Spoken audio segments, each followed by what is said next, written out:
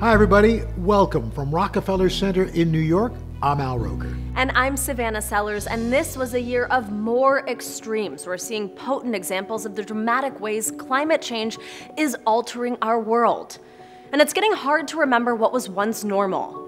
From catastrophic flooding, devastating drought, heat waves, and wildfires, around the world we continue to break records with intense and punishing weather. And with all this change coming at us so quickly, there are so many burning questions that need answers. What does the future hold? How bad can it get? What can we do about it? And will we do it in time? To help answer those questions, we're going to turn to some of the best reporters on the climate beat, all of them recognized by this year's Covering Climate Now Journalism Awards, reporting from the front lines on where we are with the climate story today. Scientists have been saying for decades that this is what was going to happen. If you keep pumping greenhouse gases into the air, if you keep burning so much oil and gas and coal, you will raise the temperatures on the planet. There will be heat waves, there will be droughts, there will be famines, there will be flooding, there will be sea level rise. And guess what? That's exactly what's happening. The climate story is now evolving very, very fast from a story that impacted mostly poor people in poor countries. But now it's a global phenomenon. There is just obviously more awareness because people understand that the climate change is here now, and it's not something about the future. This is one of the biggest challenges that humanity has ever faced. I mean, we have to change basically every aspect of how we create and use energy in this country and every other country in the world. We have a responsibility to cover it, and the way to do that is to cover it from all angles, but in particular to speak with people whose lives have been completely upended because of where they happen to be born and where they live. We know what's happening, we know the path that we're on, and so journalism has really started to shift its focus to what does this mean for people? Who are those people? How do we tell the story about where does this go? Like, what happens to these people? Where are we now covering the climate story? The best journalists are connecting the dots between the science and what it means for people's daily lives.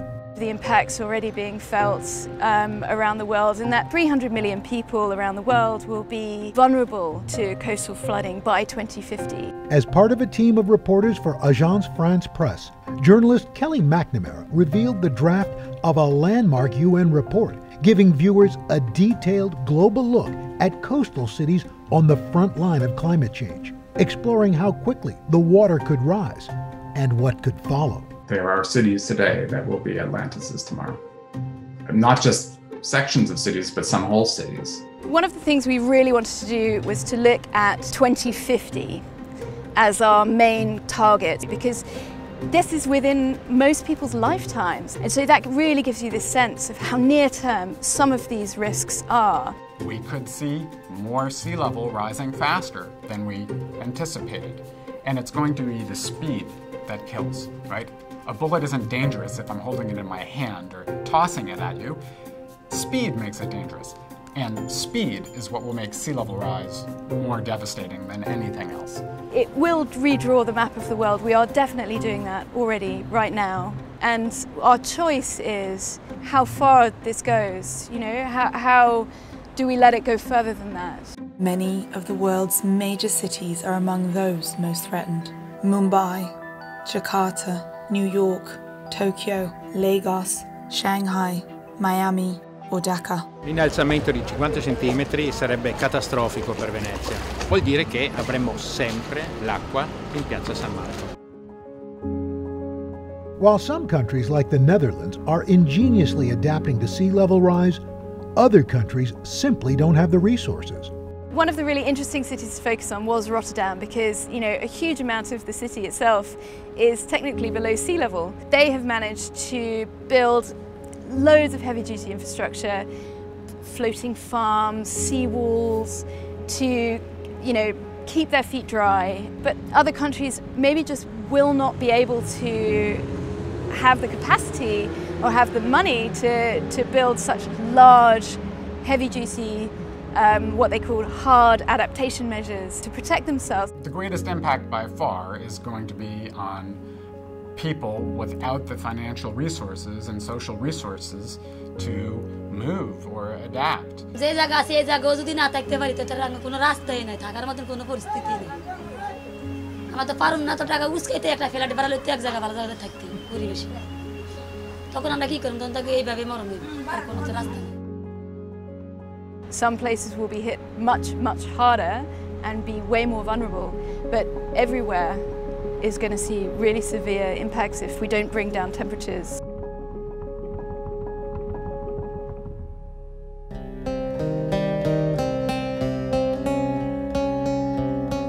Thousands of miles away in Iraq, that loss of culture is not just a coastal threat. Photojournalist Emily Garthwaite discovering communities who are facing the end of their way of life.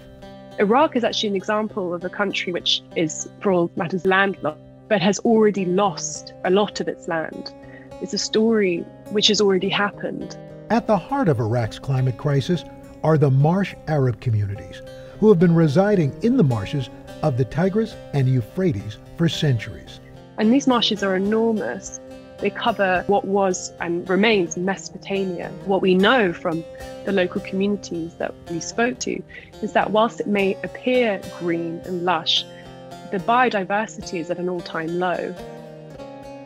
You've got highly salinated water that is toxic for fish, cracked earth, boats left to the side, dead water buffalo. It breaks my heart to think that right now none of that exists in every single community that we interview that's in displace.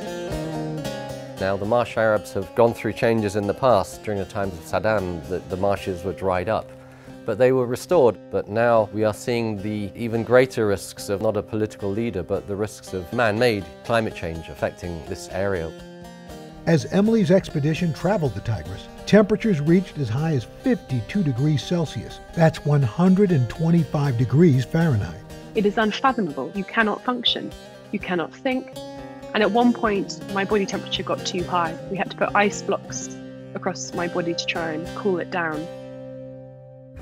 But Emily is determined to cover the beauty of Iraq and what is at risk of being lost. I love working in Iraq. I love the country. It makes my soul sing. And this is where civilizations were born. This is where cities were first created. This is a shared history and this is a shared problem. A shared problem, hard to ignore through a barrage of extreme weather. I think the fight now has become very urgent and very clear that we need to take action. We are crossing the Rubicon from what used to be something that will happen, that we can prevent, to something that's already happened that we failed to prevent. Last year in British Columbia, a summer of historic heat leading to a cascade of climate disasters, from extreme temperatures, wildfires, and mudslides. One of the things I was most struck by when I took on the Environment Beat was just how interconnected all of these climate change fueled weather events really are. Kathryn Blaze Baum and a team at the Globe and Mail newspaper explained the connection of those disparate weather events, starting with a summer of record-breaking heat. Last summer, there was a crazy heat dome that had settled over BC. Now, all of a sudden, these people who have no air conditioning and their bodies are just not remotely acclimated to that kind of temperature are all of a sudden existing in this new world. Much of British Columbia was unprepared, and no one felt the pressure like first responders. Vancouver's Assistant Fire Chief Brian Bertuzzi recalling one night in June 2021 unlike any in his 30-year career. We were warned to expect a heat dome, which we have never experienced. We had unprecedented heat wave come through settled upon us for days, and unforeseen problems that arose from it. Emergency medical services were just completely overwhelmed, and people just could not get through to 911, or if they were getting through to 911, they were being told that it could be, a lengthy wait for an ambulance. Things just went crazy. Every single firefighter was attending a medical call related to heat. Next thing you know, we had no fire trucks left. never experienced anything like this in my career before, and it physically and mentally burned me out. And the historic heat triggered more disasters. First comes heat, then comes wildfires, then comes flooding. Globe and Mail journalist Nancy MacDonald experienced the flooding firsthand, reporting the devastation brought on by the raging waters. We had just pounding rain for days on end. You know, what are generally fairly shallow, winding streams and rivers turned into just torrents of raging water. And they took out farms and whole communities. No one was able to stop long enough to kind of take stock of what had happened. The last year in BC, we've kind of come to realize that this is that normal that we've known for decades and generations is over. No longer recognized our province. It was this weird feeling of like you're almost homesick for the place you knew. We are here to illuminate some of these issues kind of on a day-to-day basis and really bring people into these stories and help raise awareness about where we're at now and where we need to be.